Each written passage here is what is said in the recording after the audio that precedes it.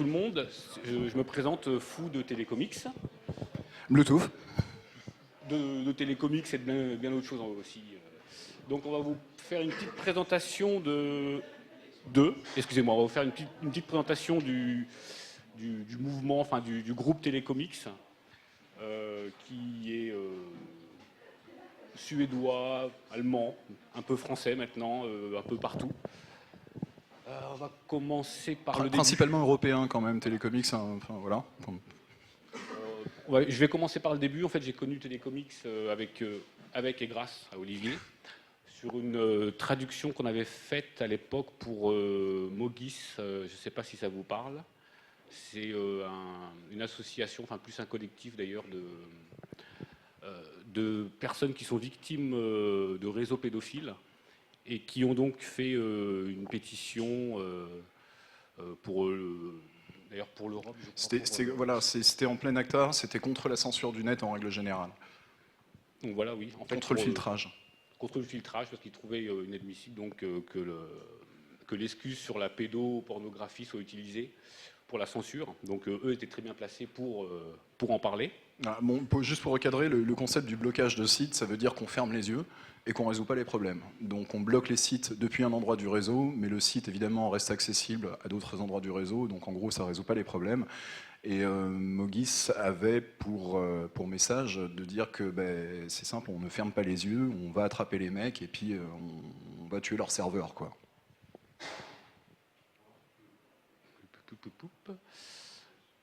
Donc Télécomics, hop, voilà, c'est beaucoup de choses. C'est une réunion de hackers, d'activistes, de passionnés ou de gens qui ont envie de rejoindre un groupe où on parle de différentes choses. Il y a donc le sigle Télécomics, c'en est un des sigles de Télécomics, il y en a beaucoup d'autres.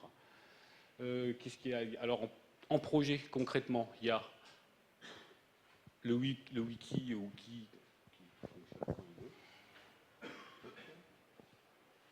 donc donc on est toujours dans la décentralisation. C'est le cluster Télécomics. On parle souvent de cluster Télécomics, ça veut dire c'est le cluster, ça réunit tous les projets, que ce soit IRC, ce statut Télécomics qui est un Twitter plus propre, on va dire. Donc, je vais essayer de m'y retrouver tranquillement. WeRebuild étant le site, pas le plus central, mais celui sur lequel vous allez trouver les infos sur toutes les applications, sur tous les projets Télécomics qui sont lancés. Et il faut savoir donc ça fourmille vraiment, il y a énormément de projets. Le concept de Télécomics, c'est qu'une personne arrive, elle propose un projet, et c'est celui qui fait qui a raison. Donc on est vraiment dans la plus pure tradition hacker, on fait. Voilà. Oui, voilà, oui, tout à fait. Donc là, c'est statut Télécomics, voilà, on s'amuse dessus. Comme il disait, on est très ouvert, c'est-à-dire oui, on a un projet, vous avez un projet, vous avez une idée, vous prenez contact, vous venez, il y a IRC, il y a Twitter, il y a toute une batterie de possibilités pour nous contacter. Et en fait, vous faites. C'est-à-dire qu'on vous met à disposition des serveurs, des shells ou quoi que ce soit d'autre. La force de diffusion de Télécomics, c'est aujourd'hui Twitter, évidemment. Donc ça permet de lancer beaucoup de choses, tout comme le projet MCOM, qui est un des plus récents. Avec Datalog, dont Okin a parlé tout à l'heure.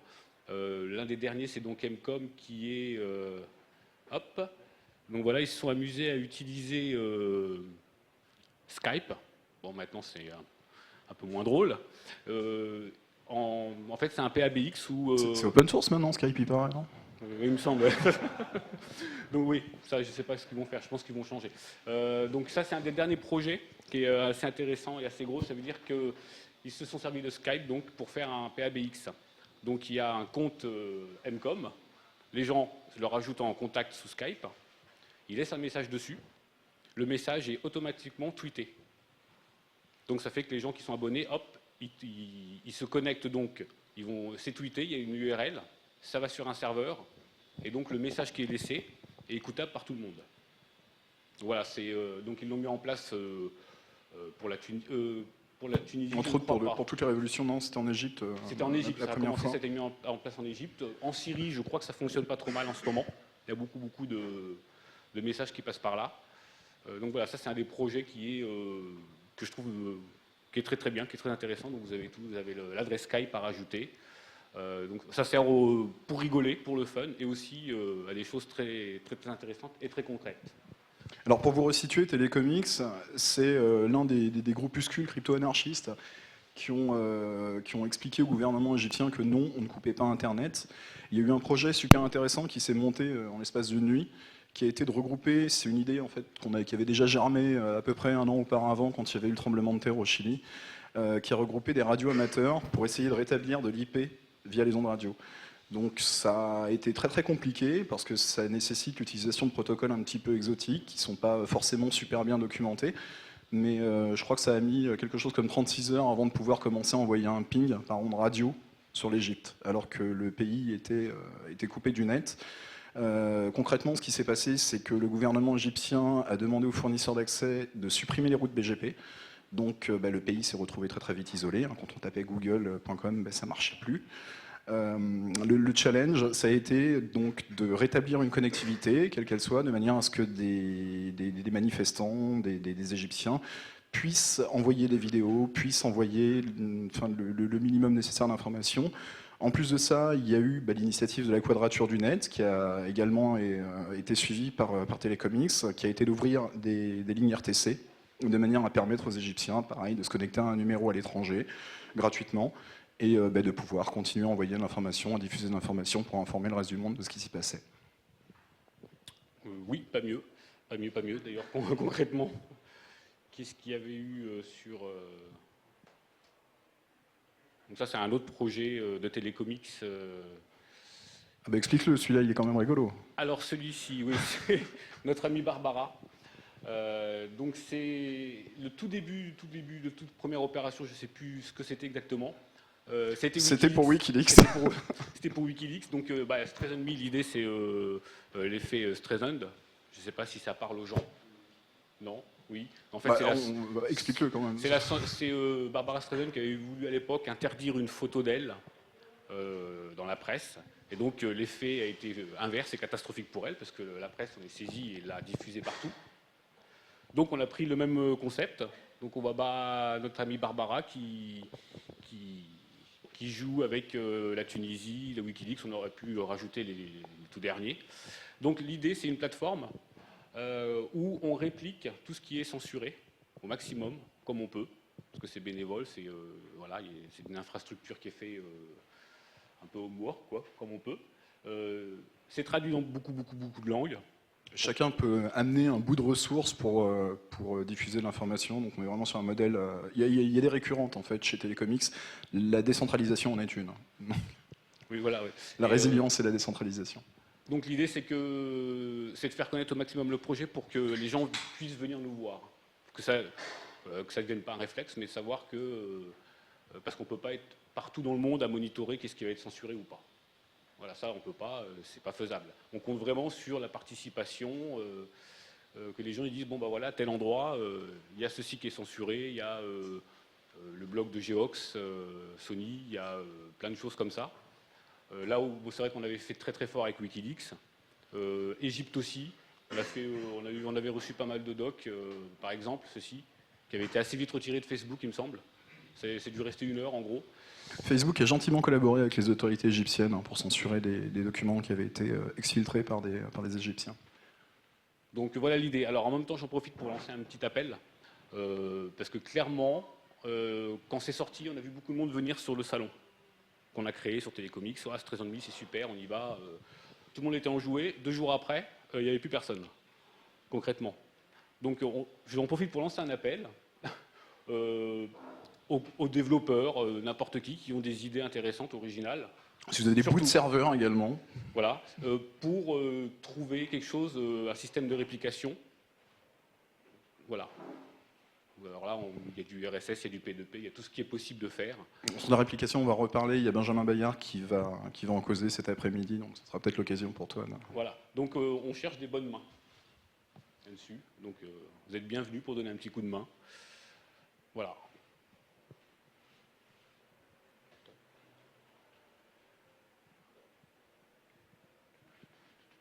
parler de... Sur crypto, éventuellement. Crypto.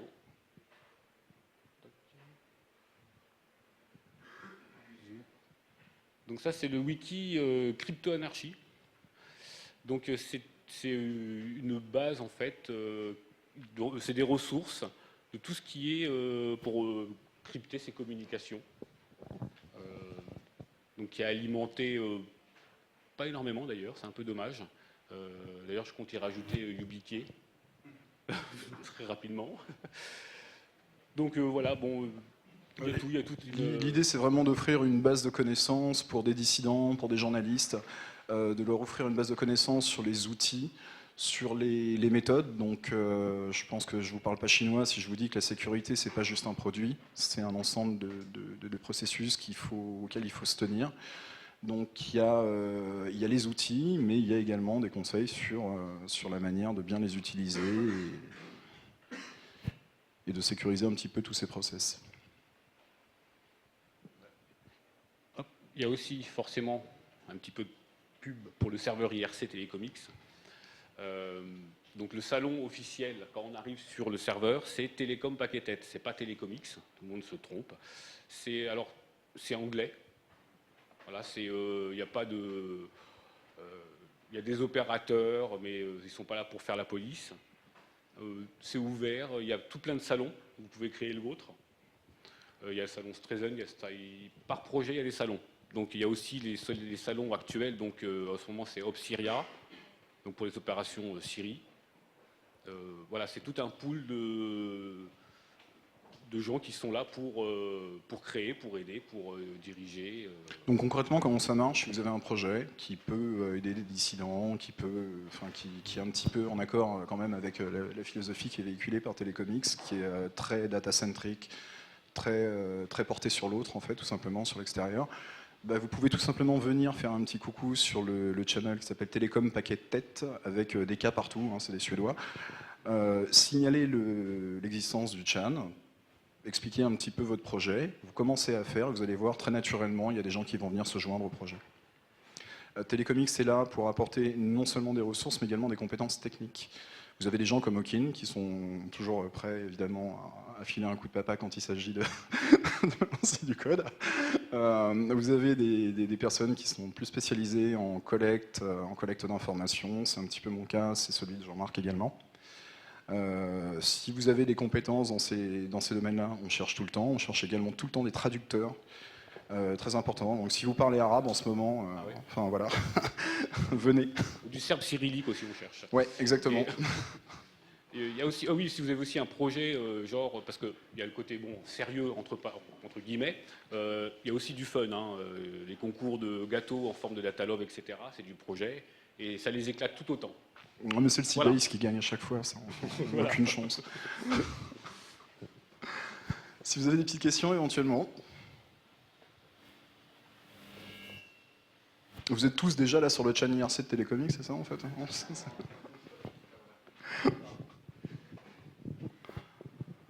Pas de questions. Si.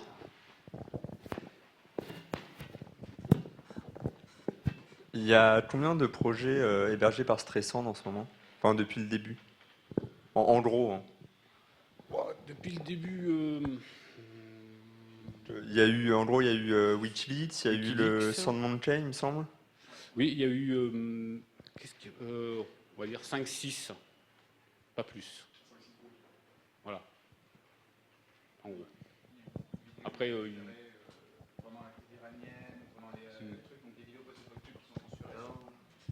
on a récupéré pas mal de vidéos pendant tout ce qui est Iran, Tunisie, Égypte, etc., qui ont été censurées sur YouTube ou autre, et qu'on a dumpé, récupéré, remis sur YouTube.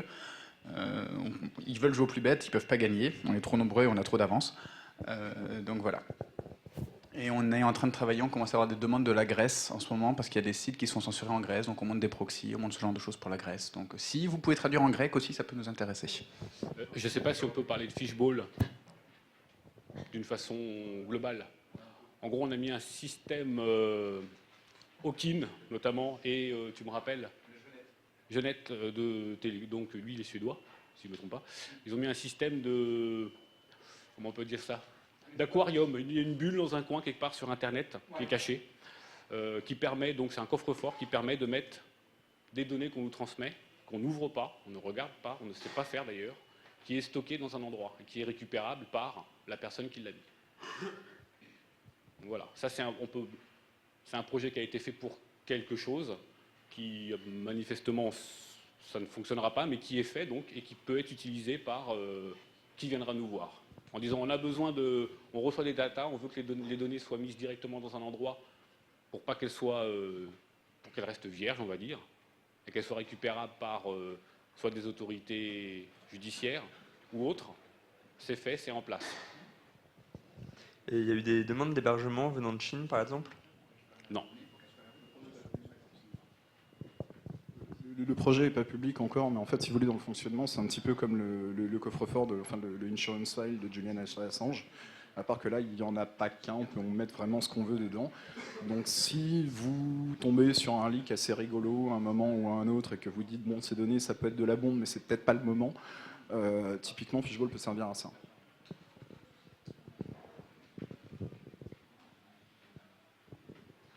D'autres questions?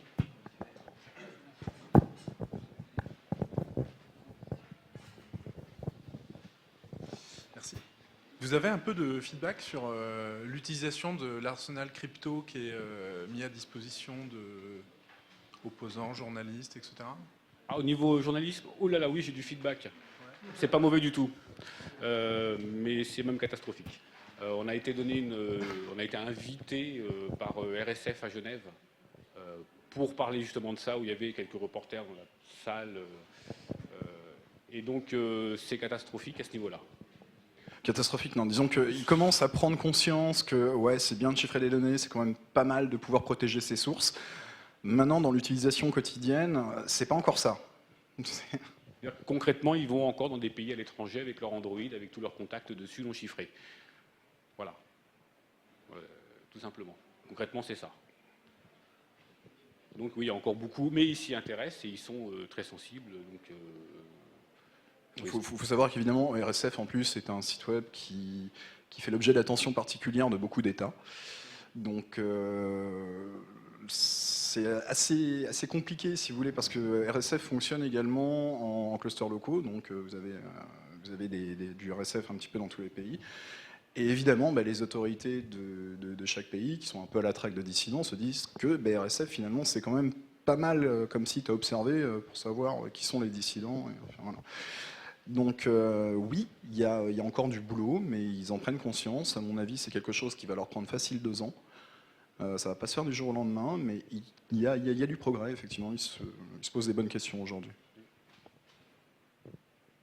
d'autres questions? Merci Jean-Marc. Si, par contre, j'ai vu, oui, moi, un petit deuxième appel. Je suis un petit peu déçu qu'il y ait si peu de Français qui se soient investis dans ce mouvement-là, enfin dans ce mouvement ou dans d'autres d'ailleurs, hein, mais bon, je presse pour ma paroisse, hein, entre autres. Et ça me déçoit, non, mais ça m'étonne un petit peu parce que je vois que quand on a créé Street Enemy, il y a eu beaucoup de Français qui sont venus sur le salon qui ont fui après. Bon, peut-être ça les intéresse pas, ok. Mais voilà, je me pose la question. À la limite, je vous pose une question. Pour une fois, on va changer. Alors historiquement, en plus, c'est assez rigolo parce que les Suédois qui sont quand même à l'origine de Telecomics, on a un petit peu une histoire commune. Ils se sont mangés leur iPad, on s'est mangé notre Adopi. Il y a quelques petits trucs en fait qu'on a en commun avec eux. Donc c'est des gens qui sont charmants en plus, donc n'hésitez pas à venir filer un coup de main, ou proposer des projets, ou si vous êtes même à la recherche de ressources pour ce type de projet, venez proposer, vous n'êtes pas seul. Si vous vous demandez comment je peux bootstrapper un projet, Telecomics c'est le bon endroit en fait pour venir en causer. On vous remercie de nous avoir écoutés.